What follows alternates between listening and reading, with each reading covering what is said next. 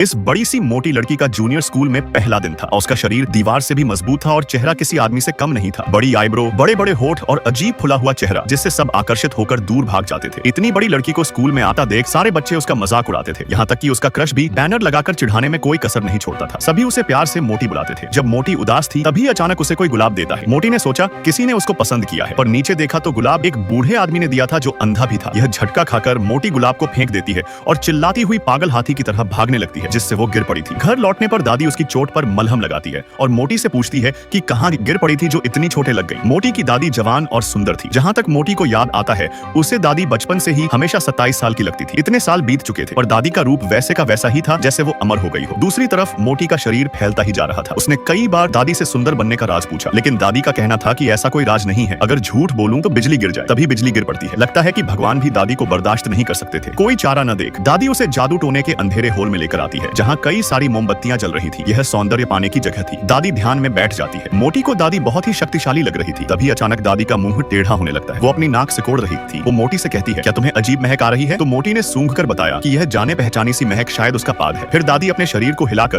काले जादू के मंत्र पढ़ने लगी थी। यह देख मोटी खुश होकर पूछने लगती है कि कौन सी परी आने वाली है, पर दादी का कहना था कि ठंड से उसने बस जमाई ली थी। तभी दादी मोटी को शांत रहकर ध्यान देने के लिए कहती है। मोटी हामी भरकर दादी के मंत्रों को ध्यान से सुन रही थी। तभी मंत्र खत्म होते ही दादी के मुंह से एक कान खजूरा निकलता है और सीधा मोटी के मुंह में वो चला जाता है, जिसके अगले पल ही दादी जवान से बुढ़ी हो गई थी। यह देख मोटी इतनी ज्यादा डर जाती है कि वो घर से बाहर भाग निकली थी और तूफान में चीखती हुई वो किसी चीज से टकरा जाती है। जब उसने सिर उठाया तो सामने सफेद कपड़ों में एक सुंदर स्त्री दिखाई दे रही थी। उस सुंदरी ने एक क्रीम की बोतल निकाली और मोटी को लगाने को कह रही थी। इस लगाते ही तुम भी मेरी तरह जवान और खूबसूरत बन जाओगी। यह सुनते ही मोटी की खुशी का कोई ठिकाना नहीं था और जब सुंदरी जाने लगती है तो मोटी जोर जोर से चिल्लाने लगी थी। पता चला कि मोटी एक होर्डिंग बोर्ड से चिपकी हुई थी जिसमें उसे सुंदरी की तस्वीर थी। तभी दादी भी पीछे से आ जाती है और मोटी की टपली बजाकर उसको होश में लाती है। बेचारी दादी मोटी को सुंदर बनाने के चक्कर में खुद भी बुढ़िया बन गई थी।